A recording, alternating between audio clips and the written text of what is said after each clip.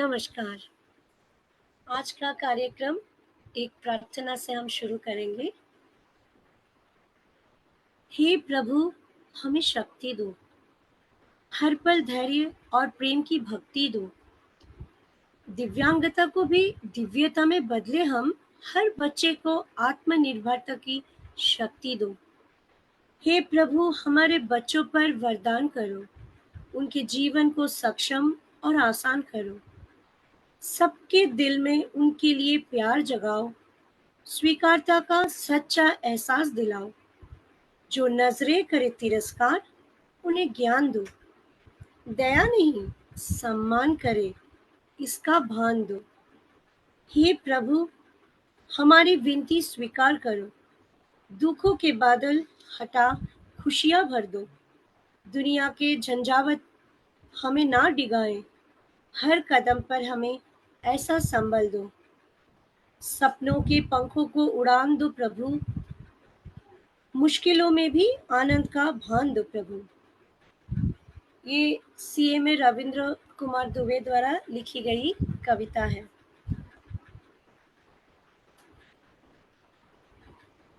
नमस्ते, फिर से मैं मौसमी देव, नेवी चिल्ड्रन स्कूल कोची की शिक्षिका हूँ और आज आपके समक्ष स्पेक्ट्रम द अवेयरनेस प्रोजेक्ट की ओर से उपस्थित हूँ।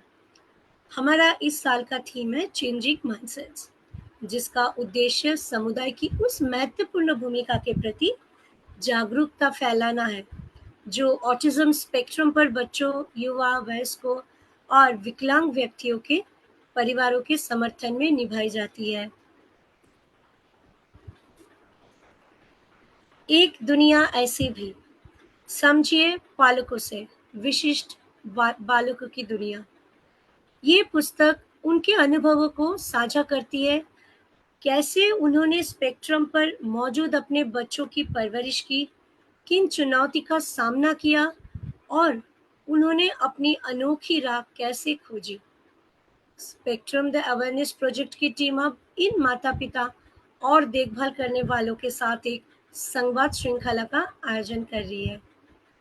इस पहल का उद्देश्य अन्य माता-पिता और केयरगिवर्स को प्रेरित करना है, ताकि वे डटे रहें और अपने बच्चों के लिए खुद के समाधान ढूंढ सकें। साथ ही समाज को भी प्रेरणा मिले और हम सभी मिलकर निर्माण करें एक सजग और समावेशी समाज का। विशिष्ट जरूरतों वाले बच्चों की परवरिश एक अनोखी यात्रा होती है, जो धैर्य, प्रेम और समझ की मांग करती है। आइए इन कहानियों से सीखें, एक दूसरे का समर्थन करें और विशिष्ट बालकों की दुनिया को और बेहतर तरीके से समझें।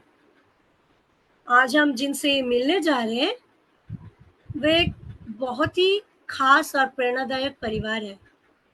तो आइए मैं आपको इन परिवार के सदस्यों से एक-एक करके परिचित कराती हूँ। सबसे पहले सुनीता जी, जी, जय श्री नमस्ते।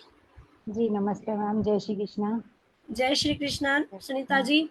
सुनीता जी, मैं आपसे सबसे पहले यही अनुरोध करूँगी कि आप सबसे पहले आप दर्शकों को अपने बारे में कुछ बताएँ।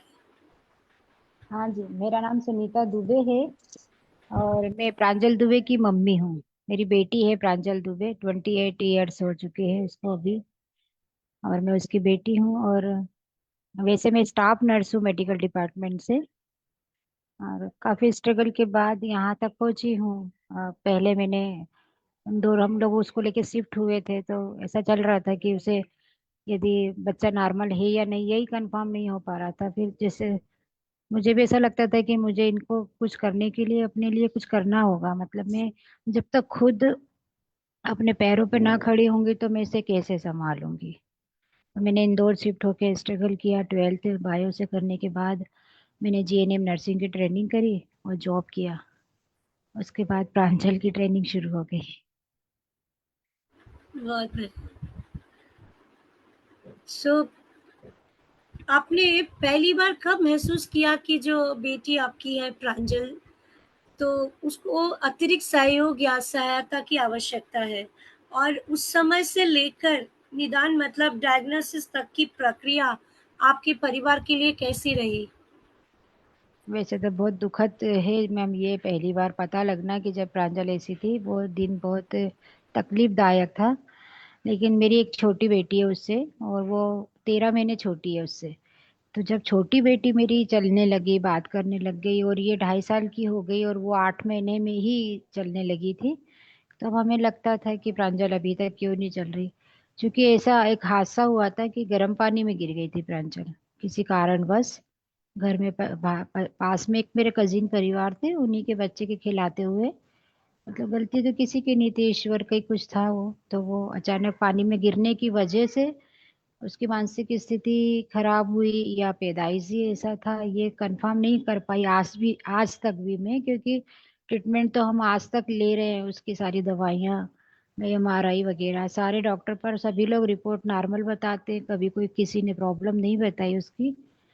तो वो 2.5 साल तक जब नहीं चली, तो हम लोगों को लगता था कि ये गर्म पानी में गिर गई है, शायद इसी वजह से ये चल नहीं पाती है या ज्यादा बात नहीं कर पाती है। तो डॉक्टर पुराणिक सर को दिखाया था मैंने, इंदौर में है, चिड़ियाघर के पास उनका बहुत अच्छा क्लिनिक है, और बहुत अच्छे माने हुए न्यूरोलॉजिस्ट हैं वो। तो ये 3 साल की थी तब मैंने इसको पहली बार डॉक्टर को दिखाया, इस कारण कि बाकी तो ये पूरी स्वस्थ है, पर ये गुस्सा करती तो मात अपना सर जमीन पे मारती थी, और बाकी रोती बहुत थी, बोलती नहीं थी सर, बात मम्मी पापा तक नहीं बोलती थी। ऐसे करके बात करती थी। तब सर ने बताया कि आपकी बच्ची अपनी उम्र से बहुत पीछे चली गई है बोले। और या आप ईश्वर का कुछ चीज मानो या जो भी हो, पर इसकी कोई रिपोर्ट तो ऐसी नहीं आई जिसकी वजह से हम बता पाए कि ये जन्म से है या ये जलने के बाद हुई है। लेकिन इसकी कोई दिल मतलब दिमाग में माइनर सी वेन है जो ब्लॉक हो गई, उसी वजह से ये बात नहीं कर पाती है या बोल नहीं पाती है। तो आपको इसको विशेष ट्रेनिंग सेंटर में डालना चाहिए, और विशेष बच्चों के साथ रख के, क्योंकि एक टाइम तक तो आपको ठीक लगेगा, एक टाइम बाद बहुत ज्यादा हाइपर होगी, और फिर आप बहुत ज्यादा परेशान हो जाएंगे। तो इसकी ट्रेनिंग लो। फिर उसी समय चौबीतराम हॉस्पिटल में स्पीच थेरेसी से मैंने इसकी 3 महीने की ट्रेनिंग ली थी मैम, जब ये 3-4 साल की थी। तब से ये मम्मी पापा दादी ये बोलना सीखी। तब पहली बार पता चला जब ये 3-3.5 साल की थी कि प्रांजल अब मतलब हमारे को भगवान का दिया हुआ गिफ्ट है, और जीवन भर से संभालना है। जी, बिल्कुल, गिफ्ट है। तो अपनी बेटी की जो विशिष्ट आवश्यकता को पूरा करते हुए एक माता-पिता के रूप में आपने किन-किन बड़ी चुनौतियों और मज़बूती के पहलुओं को अनुभव किया है? हम आर्थिक रूप से काफी परेशान रहे, क्योंकि जब मैं पहली बार इंदौर, क्योंकि पहले ससुराल में ये जब पता चला मुझे 4 साल की है, तो वहां पे सबको बताया, तो उन लोगों को ऐसा लगता था कि नहीं वो तो एक टाइम से ठीक हो जाएगी, क्योंकि घर का पहला बच्चा था ये। और मेरे जेठ है मनोज दुबे, जिन्होंने इसमें किताब में कविताएं लिखी है, उनके घर बच्चे नहीं है मैम। तो वो प्रांजल बेटी को ही अपनी बेटी मानते हैं। तो उनको ऐसा लगता था कि मेरी बेटी सबसे अच्छी बेटी, और मेरी बेटी को कोई प्रॉब्लम नहीं, और मेरी बेटी पूरी तरह स्वस्थ है, और हम इसको दूर नहीं करेंगे अपन से। ऐसे करके हम लोग वहीं संभालते रहे होते होते, और काफी लाड़ मिलने की वजह से या जो भी, तो धीरे धीरे जब प्रांजल 6 साल की 5 साल की हुई, तब तक प्रांजल और हाइपर होती गई मैम। जरूरत से ज्यादा सर को पीटना, गुस्सा करना, खाना नहीं खाना, ये सब चीजें होती रही। फिर मुझे बोला गया कि तुम इंदौर शिफ्ट हो जाओ, क्योंकि अपन को वाकई में डॉक्टर को दिखाना ही पड़ेगा।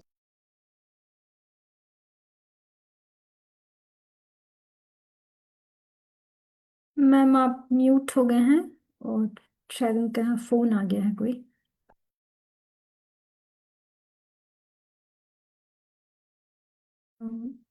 मौसमी आप पुस्तक में से कुछ पढ़ना चाहेंगे तब तक? हाँ, ये जो है एक दुनिया ऐसी भी, जो अभी-अभी उन्होंने ज़िक्र किया है, सुनीता जी ने, मनोज दुबे जी का, जो रिश्ते से उनके जेठ लगते हैं। तो ये जो कहानी है, लिखी उन्होंने ही लिखी है, मनोज दुबे सर ने। उन्होंने एक एक कविता भी लिखी है। ठीक है, कविता हम बाद में पढ़ लेंगे जब मनोज जी हमसे जुड़ेंगे। तो हम तब तक आप जो उनको आप लिंक भेज दीजिए ना, अभी उन्हीं का फोन था, बोले मुझे लिंक भेज दो तो। ठीक है, हाँ, जी ज़रूर भेज देंगे। जी। तो आप कंटिन्यू कर सकते हैं जहाँ आप रुके हुए थे। तो जब फिर उन्हें पता चला तो हम लोगों ने फिर पूरी फैमिली ने डिसाइड किया कि आप लोग इंदौर शिफ्ट हो जाओ। फिर हम लोग इंदौर शिफ्ट हुए। तो इंदौर शिफ्ट होना इतना आसान नहीं था मैम, क्योंकि इंदौर में सारे खर्चे। फिर मेरे 3 बच्चे हैं, 2 बेटी 1 बेटा। प्रांजल से छोटी एक बेटी है और उससे छोटा एक बेटा है। तो हम 3 लोग। तो बेटा तो वही दादी ने अपने पास रखा था, पर दोनों बेटियों के साथ इंदौर शिफ्ट होना। और 12th एजुकेशन थी मेरी, एजुकेशन भी कुछ ज़्यादा नहीं थी। तो उसके बाद आर्ट से था मेरा। तो 12th फिर मैंने बायो से किया। और मेरे भैया के साले लगते थे, मेरे कजिन ब्रदर, गीतावन हॉस्पिटल है गायनिक डिपार्टमेंट। तो उन्होंने मुझसे कहा कि तुम घर में रहती हो और इतना खर्चा कैसे मैनेज करोगे, तो तुम नर्सिंग ट्रेनिंग कर लो, क्योंकि मैं हॉस्पिटल में मैनेजमेंट देखता हूँ अभी, तो मैं तुम्हारी हेल्प कर पाऊंगा। फिर मैंने 3.5 साल की, मतलब मैंने बिना ट्रेनिंग करे सिंपल 3 महीने की एक होम नर्सिंग ट्रेनिंग होती वो करके मैंने गीतावन हॉस्पिटल ज्वाइन कर लिया था। तो सुबह जल्दी प्रांजल को तैयार करके स्कूल भेजना भी, गांधी नर्सिंग, गांधी हाल करके इधर एक स्कूल था, वहीं प्रांजल का एडमिशन करवाया था पहली बार। तो प्रांजल उस स्कूल में जाती थी। तो सुबह 10 बजे से 4 बजे तक का वो स्कूल होता था। उस बीच में मैं ट्रेनिंग ले लेती थी और फिर प्रांजल के स्कूल के आने के पहले घर आ जाती थी। ऐसे कर करके चलता रहा। ट्रेनिंग हो गई, ट्रेनिंग के बाद वहीं मुझे जॉब मिल गया। सिंपल सी 2250 की पहली बार नौकरी मिली थी जब मुझे। और वहाँ मेरे ससुराल से काफ़ी हेल्प होती थी, वो लोग मेरा पूरी मदद करते थे। हम लोग इंदौर आते थे तो मतलब वहाँ से तो वो मेरे लिए सामान वगैरह जो भी ज़रूरत की चीज़ें सब चलता रहा। फिर वो स्कूल मुझे पसंद नहीं आया, क्योंकि वहाँ का जो टीचर थी और जो ड्राइवर भैया वगैरह थे, उन लोगों का नेचर ठीक नहीं था। तो फिर हमने वहाँ से स्कूल बदल के फिर मैंने स्वावलंब में डाला था। उस समय ये गीता भवन पे माँ आनंदमय आश्रम करके वहाँ पे इनका ये स्कूल था। तो प्रांजल को वहाँ मैंने एडमिट कराया। और फिर उसके बाद बहुत अच्छा लगा। वहाँ पे एक दुबे मैम है, शर्मा मैम है, उन लोगों ने बहुत मदद की। मतलब भगवान को हम देखते नहीं है, लेकिन भगवान यदि सामने दिखते तो शायद ये टीचर जैसे होते हैं। काफी मतलब बहुत बहुत हेल्प की उन लोगों ने मेरी। डॉक्टर को भी दिखाना रहा प्रांजल के लिए अलग अलग। हम लोगों ने इस बीच में काफी डॉक्टर बदले। जो वो बोलता है कि ये डॉक्टर ज्यादा अच्छे हैं, शायद इनको दिखाओ, हमारा बच्चा भी ऐसा है। तो हमने दिखाया तो आराम हुआ। तो हम भी फिर उस डॉक्टर के पास चले जाते थे। तो कभी एक संतोषजनक नहीं लगा कि प्रांजल को आराम की कोई भी डॉक्टर की मेडिसिन ऐसी नहीं लगी कि हाँ ये डॉक्टर अच्छे हैं और हमें इसकी दवाई। इस बीच में फैमिली के लोगों ने, मतलब मेरे जो दूसरे ननंद वगैरह हैं, और वो तो वो लोग ऐसे कहने लगे कि प्रांजल इतनी हाइपर है तो तुम इसको कहीं हॉस्टल में डाल दो।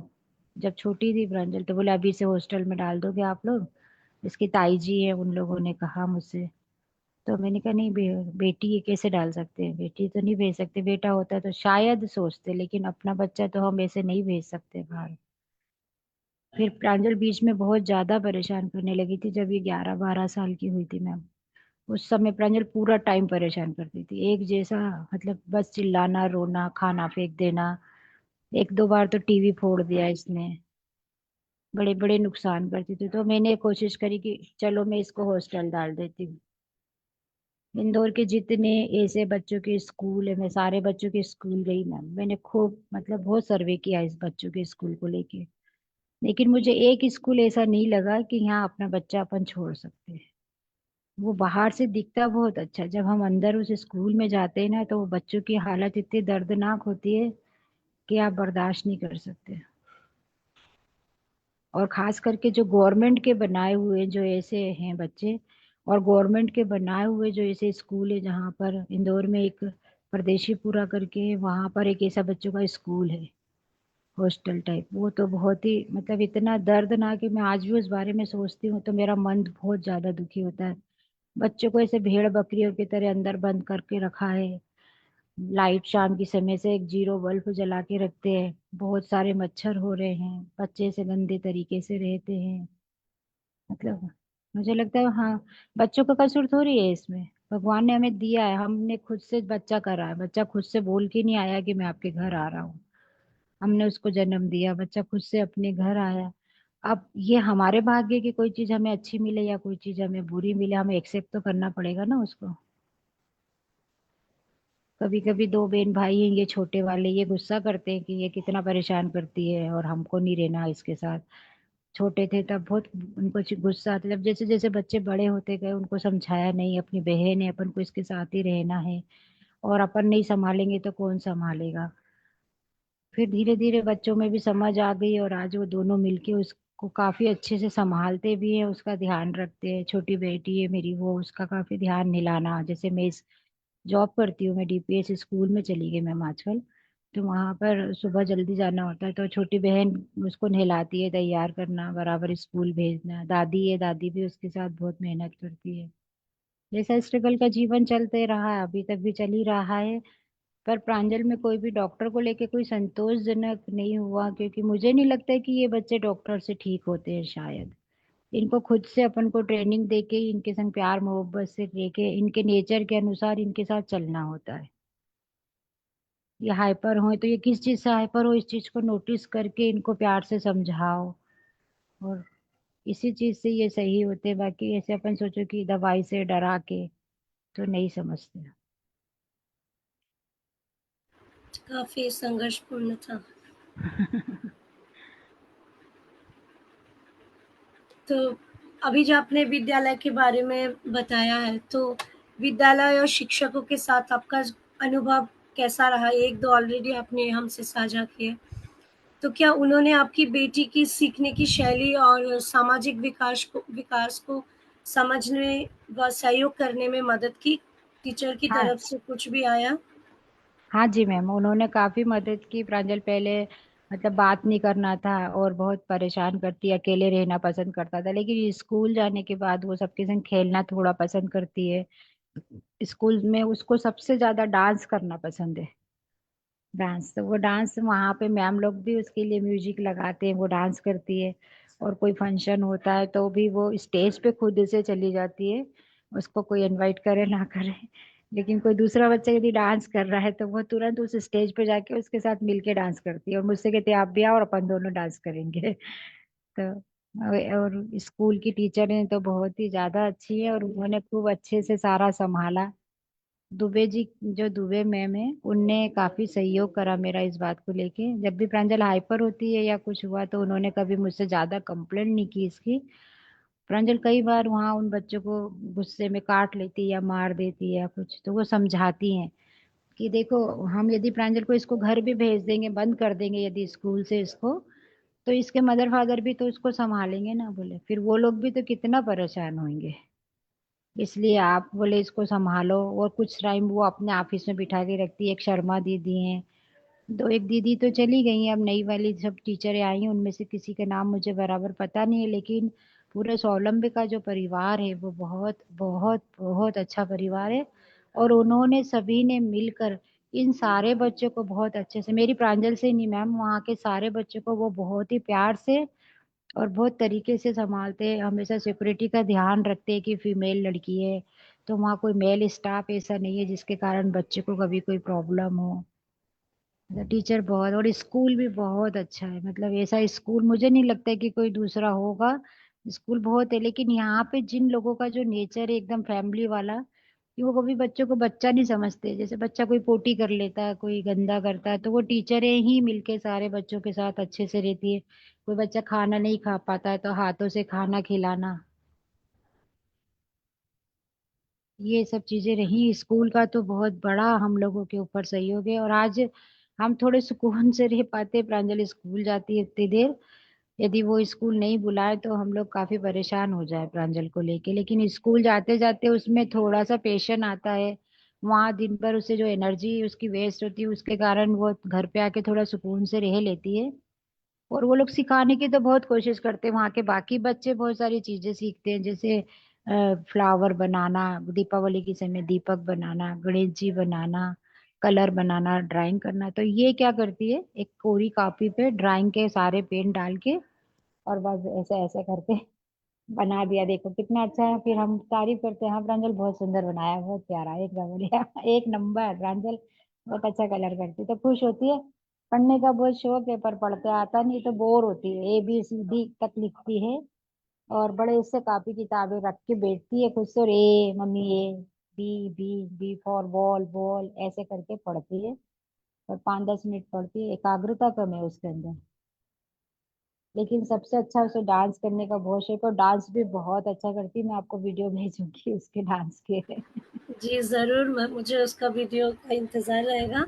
जी सुनीता जी, कुछ ऐसे मैसेजेस हैं, संदेश है, तो मैं आपके लिए वो पढ़ना चाहूँगी। जी। तो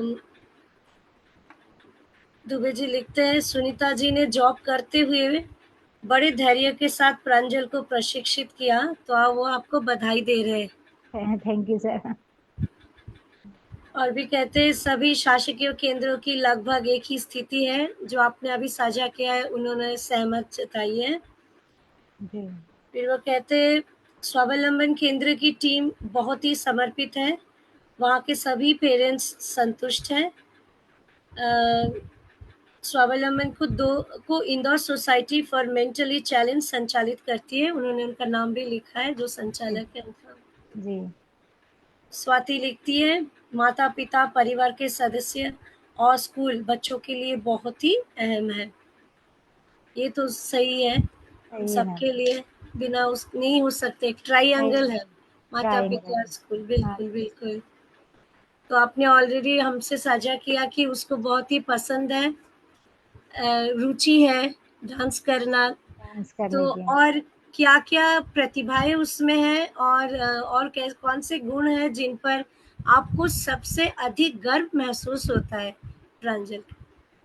एक तो मैम वो जैसे सबसे अच्छा है कि वो घर में यदि जैसे गेस्ट आते हैं तो वो अभी अभी ऐसा होता मैम कि नहीं तो वो इतनी हाइपर होने के बाद भी कभी उसने किसी दूसरे व्यक्ति को कभी नहीं मारती थी। जैसे अभी अभी स्कूल में उसके बच्चों के संग करती है वो मारा ठोकी जो भी होता आपस में फ्रेंड्स के साथ, लेकिन जैसे घर कोई गेस्ट आया उसने कभी किसी के ऊपर हाथ नहीं उठाया मैम। जैसे उसे गुस्सा आती है तो वो ऊपर चली जाती है रूम में, और कभी घर से बाहर नहीं निकलती है। और एक चीज है कि मैम वो अपनी बॉडी किसी को टच नहीं करने देती, चाहे मेल चाहे फीमेल कुछ भी हो। वो अपने आप को किसी को टच नहीं, क्योंकि बचपन से हम उसको ऐसा कहते थे नहीं किसी को छूना नहीं, गंदी बात, किसी के पास नहीं बैठना, गंदी बात। तो वो शायद उसके मन में वो सब चीजें अच्छे से आ गई है, और बाहर जाने नहीं देते थे जब छोटी थी, पता चला था। तो आज भी मैम वो मतलब जैसे मैं कभी कितनी बार ऐसा बहुत इमरजेंसी होती है जब घर पे कोई नहीं होता और मुझे जुड़ भी। गया। अच्छा। हेलो। हाँ हाँ। पापा इस स्पीकर के वहां पे हाथ लगा, वो आवाज नहीं आ रही आपकी। मैम जब उनसे प्रश्न पूछे जाएंगे तो उनको जोड़ लेंगे। जी जी। तो उस समय मतलब अभी प्रांजल का ऐसा है कि कभी अकेले बाहर नहीं निकलती है। और मेरे घर के जस्ट पास मेरी एक फैमिली रहती है, वो मेरे कजिन ननंद और नंदेव जी लगते हैं। तो वो जैसे गेट बाहर से लगा के वो बाबूजी बोलती है उनको, तो बाबूजी मैं अंदर हूँ, तो वो बाबूजी ध्यान रखते हैं कि प्रांजल अंदर है। और प्रांजल खुद से बाहर नहीं निकलती है, कभी बाहर जाएगी नहीं अकेले, मतलब छोड़ के नहीं जाती। और अपनी बॉडी को भी किसी को नहीं, यहाँ तक कि उसके भाई भी यदि उसको ऐसे गले लगाता है तो मना करती, नहीं नहीं दूर रहो दूर रहो, ऐसे। ये मुझे बहुत अच्छा लगता है कि वो खुद से अपने आप को सेफ रखती है। और बाई चांस कोई जिद करे उसको टच करने की तो वो बहुत जोर से क्राई करती है, चिल्लाती है कि मेरे को कोई छू रहा है, तो मतलब अपने को समझ आ जाए कि अपना बच्चा कोई छू रहा है। बहुत ही बढ़िया है। अभी मैं आपको जो मतलब मेरा जो अगला प्रश्न है, जी मैम। वो है, आपके अनुभव के अनुसार आप प्रांजल के जो अचानक या आवेगपूर्ण व्यवहार को कैसे सँभालती है? जैसा अभी-अभी आपने साझा किया कि हाइपर हो जाती है। तो क्या आपको लगता है कि ऐसे व्यवहार को तुरंत रोकना उचित है, या धीरे-धीरे शांत दिशा में मार्गदर्शन करना अधिक प्रभावी होता है? आपको क्या लगता है? शांत रह के मार्गदर्शन ज्यादा प्रभावी। आप सोचो कि वो तुरंत आप उसको इसलिए रोक लो तो वो नहीं रुक पाते मैम, क्योंकि इनको समझ में नहीं आता ना। जैसे हम इनको ये गुस्सा ओवर हम इन्हें कह रहे कि चुप हो जाओ, तो इनको ये चीज समझ में नहीं आएगी। इनको प्यार से कुछ तो अपन समझ जाओ कि कारण क्या है इसका गुस्सा होने का, जैसे ये कोई चीज की डिमांड कर रहे हैं, या इन्हें कहीं जाना है, या जो भी। कभी जैसे प्रांजल कहते हैं ऐसा कोई ड्रेस पहनना है या कोई चूड़ी पहनना है, और इससे गुस्सा आ गया, मना किया तो प्रांजल गुस्सा है कि मेरे को क्यों मना किया, इसको मेहंदी लगाने का शौक है, मेहंदी का कौन चाहिए, नहीं अभी नहीं दे रहे, तो प्रांजल हाइपर हो जाएगी। तो ये कि भाई से इस चीज की जो डिमांड है वो धीरे धीरे पूरी करते हो। डिमांड ऐसा भी नहीं कि जरूरी पूरी करो, कभी कभी ये लगता है कि जल्दी जल्दी डिमांड पूरी करने से आगे वो डिमांडें बढ़ती जाएंगी इसकी, फिर ये इसका नेचर हो जाएगा कि मैं गुस्सा करी हूँ तो मम्मी ने मेरे को कौन दे दिया, मैं गुस्सा करी तो मम्मी ने ये दिला दिया। तो ऐसे समझाते हैं भैया आ रहा है अभी लाएगा और फिर हम प्रांजल को मेहंदी लगाएंगे, अभी तुम थोड़ी देर रुको। तो कई बार थोड़ी देर तक गुस्सा होती रहती है, लेकिन अवॉइड करना, गुस्से को धीरे धीरे अवॉइड करना, इधर उधर उसका ध्यान लगाना, टीवी चला देना, डांस लगा देना, कुछ ऐसे करके। तो इमरजेंसी इमीडिएट तो ये गुस्सा इसका शांत नहीं होता, पर इसका गुस्सा शांत होने में टाइम लगता है, और मैं कोशिश करती हूँ कि वो चीजें धीरे धीरे, तो फिर वो गुस्सा ठीक शांत करती हूँ तो फिर वो चला जाता है, मतलब एकदम तुरंत गुस्सा शांत करने से नहीं जाता है।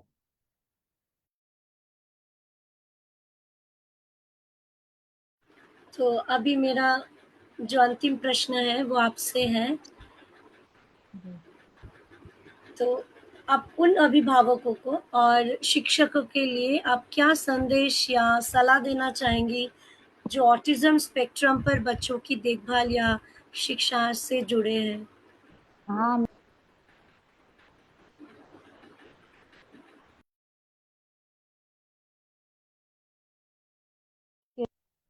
यही कहना चाहेंगे मैम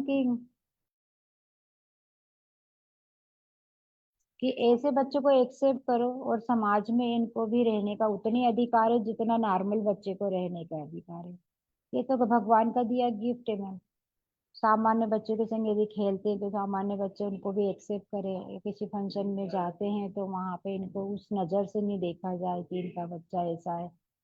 कई बार होता है, इन सब चीजों का भी बहुत सामना करना पड़ता है, जब हम किसी फंक्शन में जाते हैं तो हमारे बच्चे को अलग निगाहों से देखा जाता है, दूर दूर बैठते हैं, उससे उससे दूरी बना के रखते हैं।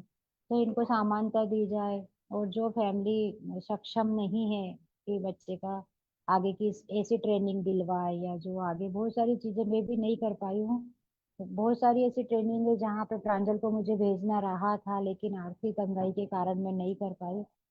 तो ऐसे बच्चों की मदद की जाए, उनके लिए कुछ अलग से फंड हो कि भाई जो फैमिली नहीं कर पाती है तो उसके लिए उन बच्चों की शिक्षा के ऊपर जो भी खर्च हो, वो कोई भी ऐसी ट्रस्ट या कोई ऐसी जो संस्था हो जो उन बच्चों की हेल्प करे, और उनको सामान्यता दी जाए। और खास करके लड़कियों का अभी तक कोई हॉस्टल नहीं बना है। कोई भी माँ बाप तो नहीं डालना चाहता अपने बच्चों को, लेकिन स्पेशली केवल लड़की वाला हॉस्टल अभी तक नहीं बना। वो भी इसीलिए शायद कि वहाँ व्यवस्था संभालने की प्रॉब्लम हमेशा रही है कि कौन लड़कियों का, लड़कों का हॉस्टल तो कोई भी संभाल सकता है, लड़कियों के लिए एक टीम स्पेशल रखनी होती है जो अच्छे लोग हों और फीमेल हों और बच्चों का केयर कर सके। तो ऐसी हॉस्टल की व्यवस्था भी, क्योंकि कुछ फैमिली में ऐसे जो सिंगल चाइल्ड है, मदर फादर एज हो गए हैं, तो आगे जाके उन बच्चों का हमारे बाद क्या होना है।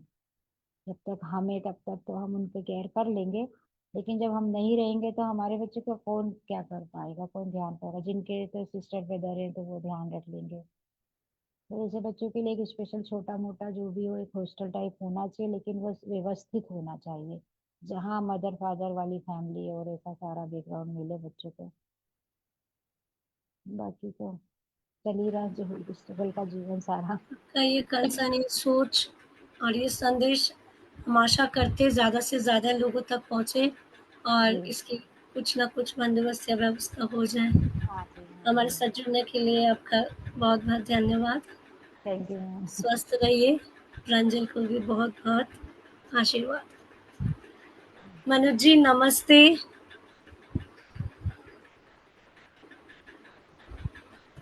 क्या आप सुन पा रहे हैं? मनोज दुबे जी सर। बोलो ना। हाँ, एक ये कुछ हो गया था इसमें यार पापा वो वीडियो पे और वो जो स्पीकर बना होता है दोनों पे क्लिक करोगे तो आप आ जाओगे।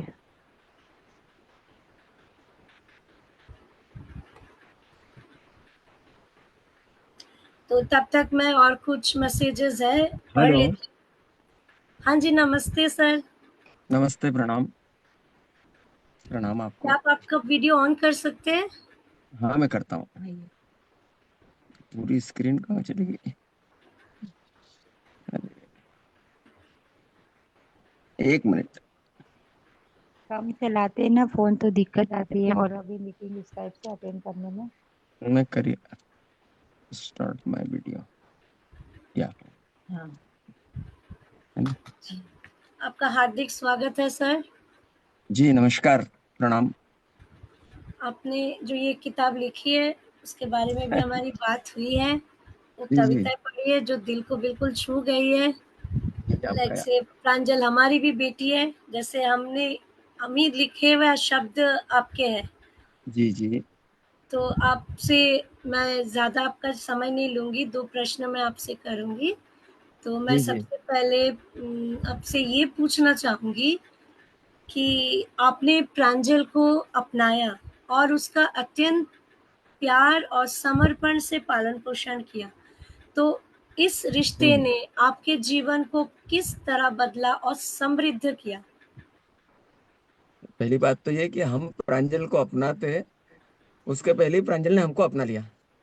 क्या उस बात है! मतलब वो उसने बोले उसने जन्म से मतलब जन्म के एक 2-4 महीने, एक आध महीने 15 दिन में उसके मम्मी के ही साथ रही। 20 जब वो 20 दिन की थी, जब से ही मेरे पास रही, मैं उसकी बड़ी मम्मी हूँ, पर उसने हमको ही मम्मी पापा माना है। हाँ, हमारे पास ही रही हो, और पहले आज भी वो हमको ही मानती। उनको नहीं समझती कि वो मेरे माता पिता है। वो वहाँ इंदौर में बोलती है कि मेरे को घर जाना है। वो हमारे भी घर रह भी नहीं पाती है। ना हम उसके बगैर रह पाते हैं। यानी उसके उसके आने के बाद ही जीवन में ऐसा लगा कि कुछ मकसद है, और मतलब अब जीना है। नहीं तो उसी के लिए जीना है हम बस। उसी के वो मतलब पूरे पूरे समय यहाँ हम रहते यहाँ जरूर हैं, पर हम मतलब एक एक मिनट जैसे कुछ भी कर रहे हैं, कम हम भोजन कर रहे हैं तो याद आएगी कि ये प्रांजल थाली ऐसे रखती है, पार्ट ऐसे जमाती है, वो यहाँ बैठती है। लाइट चालू कर रहे हैं तो प्रांजल लाइट ऐसे चालू करती है, कूलर चालू कर रहे हैं तो प्रांजल कूलर ऐसे चालू करती है।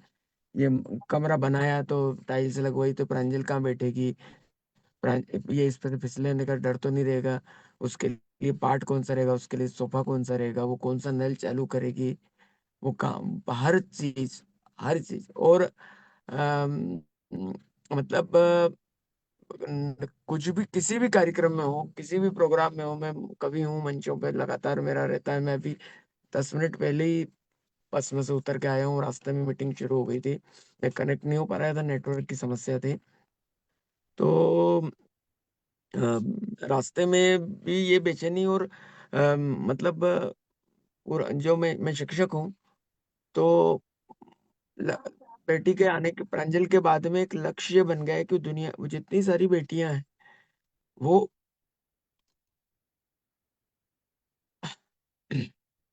उनमें उसका ही चेहरा दिखता है।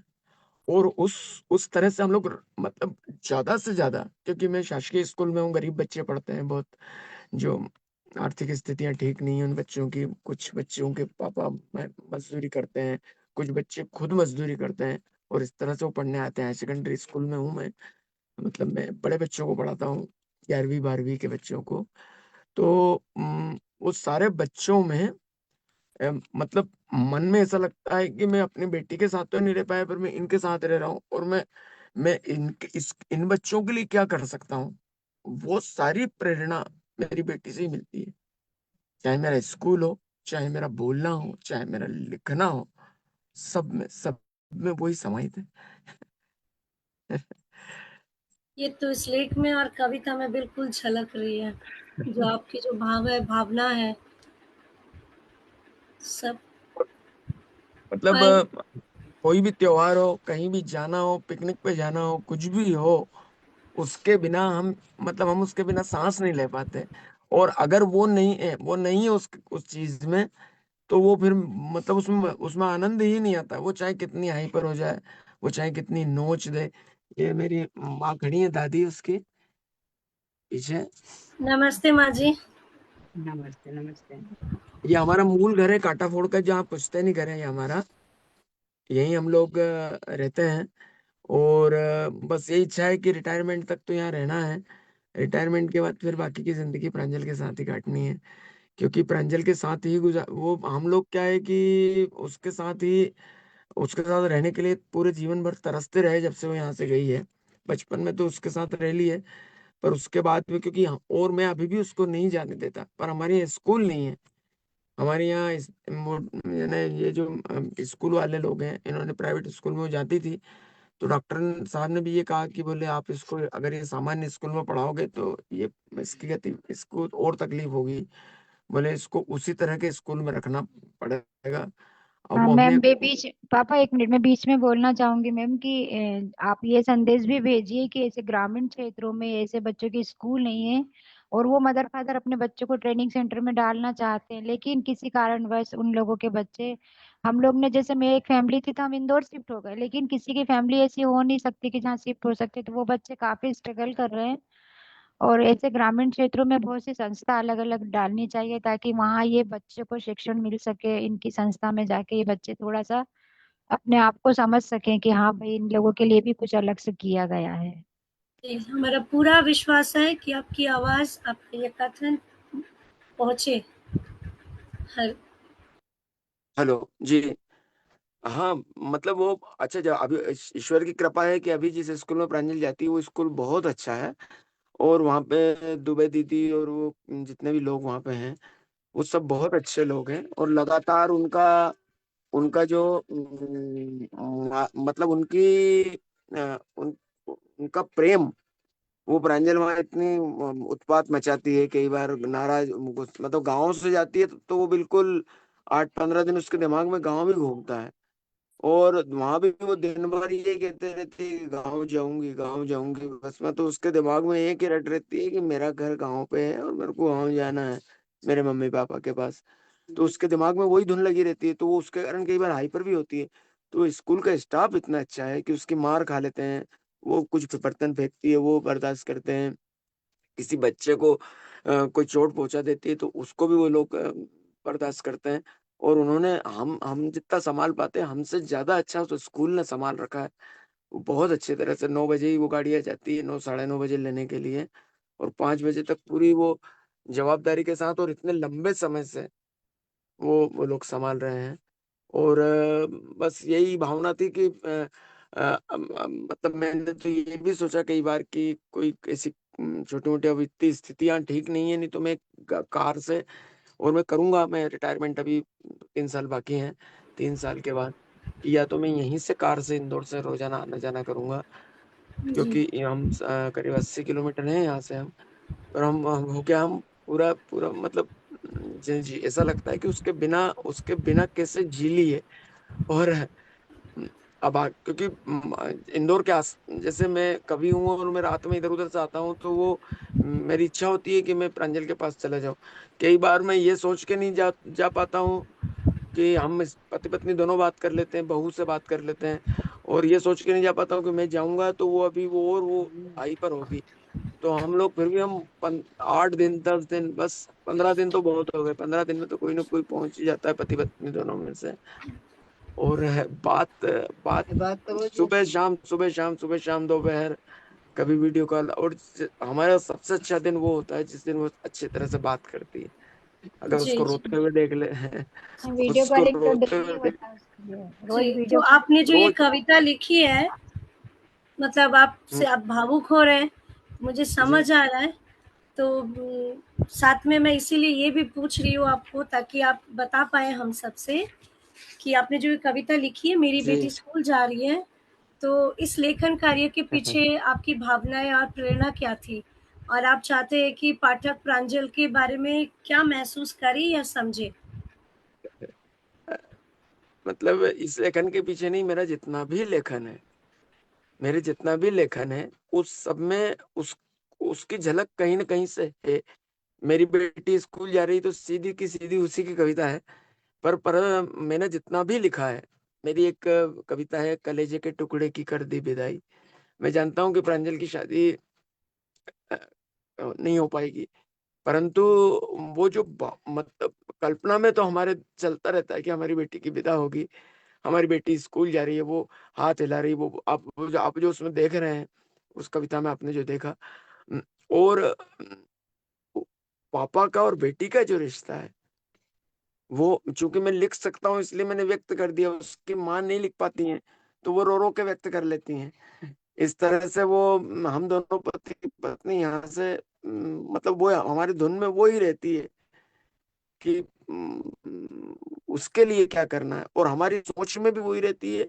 और मेरे को जो भी मान सम्मान मिल रहा है दुनिया में, मेरा साहित्य जो इतना पसंद किया जाता है बड़े बड़े मंचों पे, बड़े बड़े चैनल्स पे, टीवी चैनल्स पे मैं आता ही रहता हूँ। मैं फिल्म राइटर एसोसिएशन का मेंबर भी हूँ। तो राजश्री प्रोडक्शन ने, चूंकि आप मुंबई से हैं, राजश्री प्रोडक्शन में आदरणीय राजकुमार बड़जात्या जी ने, मैंने जब ये कविता सुनाई थी जुहू के इस्कॉन सभागृह में, मेरी बेटी स्कूल जा रही है, तो आदरणीय राजकुमार बड़जात्या जी जो राजश्री प्रोडक्शन के मालिक थे, वो अभी अब दिवंगत हो गए, वो उन्होंने मुझे गले से लगा लिया था मंच पर आकर, और ये कहा था कि मनोज, राजश्री प्रोडक्शन के दरवाजे तुम्हारे लिए हमेशा खुले हैं, तुम आओ कभी भी, और तुमको जो हम कोशिश करेंगे कि तुम वहाँ कुछ कर सको अलग से। मैं वहाँ लगातार उनकी पुण्यतिथि पे जाता हूँ, 21 फरवरी पे। और उस सूरज भैया जो है, उनका पूरा स्टाफ है, वो भी, अब मिसेस मेरे से कह रही हैं कि तुम फिल्म की बात करने लग गए, तुम बेटी की बात करो, तो बेटी अ, ये सारी कहानी जो है वो बेटी से ही जुड़ी है। उसके बिना मतलब मंच पे भी जो मुझे सफलता मिलती है, या विद्यालय में भी जो सफलता मिलती है, या जो भी मान सम्मान है दुनिया में, वो सब मेरी बेटी के ही कारण है। उसके सबके पीछे प्रांजलि ही है, और कोई नहीं है। और पूजा पाठ, मंदिर, तीर्थ, सब कहीं भी चले जाओ, मैं स्नान करता हूँ तो नर्मदे हर के बजाय मेरे मुंह से माँ प्रांजल निकलता है। मैं कपड़े पहनता हूँ तो माँ प्रांजल। ये हम मैं आप हमारे साथ जुड़े रहिए, और आपकी अनुमति से आपकी ये जो कविता है मैं इस कार्यक्रम के अंत में पढ़ना चाहूंगी, अगर आप अनुमति दे तो। और बिल्कुल बिल्कुल, अभी हमारा मैं सौभाग्य है। जो प्रांजल के जो भाई है उससे जी भी मैं थोड़ी सी बात करना चाहूंगी, तो जी जी जी हमें इजाजत दे। जी जी जी जी, प्रणाम। मैम वो जो भाई और जो बहन है दोनों, वो प्रांजल को, अभी प्रांजल थोड़ी सी ज्यादा हाइपर हो रही है, तो मैं पास में आके बैठी हूँ, तो वो शायद मीटिंग अटेंड नहीं कर पाएंगे। तो ये चलिए, बड़ी मम्मी से कोई बात कर, बात नहीं, कोई बात बड़ी नहीं। मम्मी मैं तब तक ये एक कहानी पढ़ लेती हूँ। हाँ सर, आप पढ़िए। क्या मेरी मुझे इजाजत है? हाँ पढ़िए ना आप हमारा सौभाग्य है। शीर्षक है, मेरी बेटी स्कूल जा रही है। सुबह सूरज की स्वर्ण रश्मियां आकाश के आज के आकाश के कैनवास पर। कैनवास आकाश के कैनवस पर कोई देव चित्र बना रही है, और उसकी बूंदें पीपल के पवित्र पत्तों पर गिरकर कोई स्तुति सुना रही है। नीली नीली पहाड़ियां उंगलियों से बादलों को कुछ बता रही है, और कोई दुआ अर्श से हौले हौले जमीन पर आ रही है। मेरी बेटी स्कूल जा रही है। जा रही है। मैंने अपने हाथों से सजाया है उसका बस्ता, हवा ने अपने हाथों से बुहारा है उसका रास्ता। स्वर की उसके बच्चे खुशबू उसके बस्ते से आ रही है। मेरी बेटी स्कूल जा रही है। जा रही छोटी छोटी पैजन उसके पाँव में बज रही है। मेहंदी की खुशबुओं से हथेली सज रही है। उसकी आंखों के काजल पर निसार ऋतुएं सारी है। गली के मोड़ वाले मंदिर ने उसकी आरती उतारी है। कुदरत अपने हाथों से मंदिर की घंटी बजा रही है। मेरी बेटी स्कूल जा रही है। उसकी सांसों से अजान की खुशबू आती है। उसकी जी, मुस्कुराहट रूह रूह में में उतर समझ जाती जाती है। है, उतर जाती है। उसके मासूम होठों पर दुआएं टिकी है। उसकी पवित्र आंखों में वैदिक ऋचाएं लिखी है। उसको देखकर खुदा की याद आ रही है। मेरी बेटी स्कूल जा रही है। चर्च की प्रेयर है, गुरुद्वारा की अरदास है बेटी। जमीन पर ईश्वर का एहसास है बेटी। मम्मी पापा का प्यार है, विश्वास है बेटी। दादा दादी की बोझिली सी सांस है बेटी। बेटियों से रिश्ता सदियों से निभा रही है। मेरी बेटी स्कूल जा रही है। मेरी बेटी स्कूल जा रही है। बहुत बहुत बहुत ही मतलब दिल को छू जाने वाली है, मतलब छू गई है, ऐसी कविताएं हैं जैसे मैं देख सकती हूँ। तो आप लोगों को बहुत बहुत धन्यवाद। अगर हमसे जुड़ नहीं पाए सृजन और अंश, कोई बात नहीं, हम बाद में उससे बात कर लेंगे। जी मैम, वो वो क्या प्रांजल, हाँ प्रांजल ये सोच रहे हो कि मेरे मम्मी पापा से यही बात कर रहे हैं, क्योंकि वो मेरी आवाज आ रही थी अभी, मैं फोन हाँ, कर रहा था तो उसको सुना गई वो कि पापा उधर से फोन कर रहे हैं। मैं पास में बुआ जी के यहाँ के बैठी हूँ ताकि वो मतलब मैं मैम से बराबर बात कर पाऊँ। तो उन लोगों ने उसको बोल रखा, मम्मी इंजेक्शन लगाने गई है कहीं पर, तो वो दोनों उसके साथ बातें कर रहे हैं और टीवी वगैरह चालू किया है, इसलिए नहीं तो वो भी जुड़ते मैम आपसे। और अलग से कभी भी उनके लिए आप अलग से दोनों से मीटिंग ले सकती हैं। बिल्कुल, बिल्कुल कर लेंगे।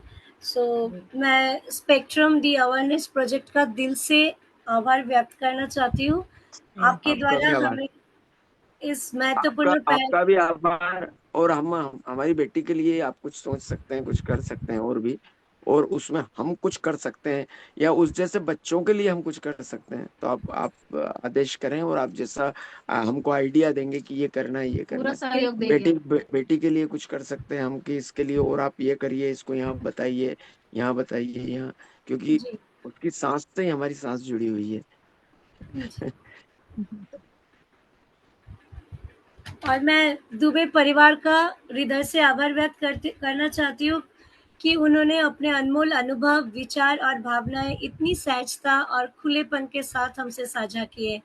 आपकी ईमानदारी, संवेदनशीलता और जागरूकता ने इस बातचीत को न केवल सार्थक बनाया, बल्कि हम सभी को सोचने और समझने का एक नया दृष्टिकोण भी प्रदान किया।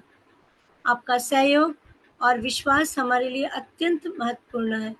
हमें आशा है कि आपकी ये साझा की गई यात्रा अनेक परिवारों को प्रेरित करेगी और समाज में समावेशिता व समझ बढ़ाने में सहायक होगी। एक बार फिर आप सभी का हार्दिक धन्यवाद। जय हिंद। जय हिंद आपका मैम। आपका भी धन्यवाद।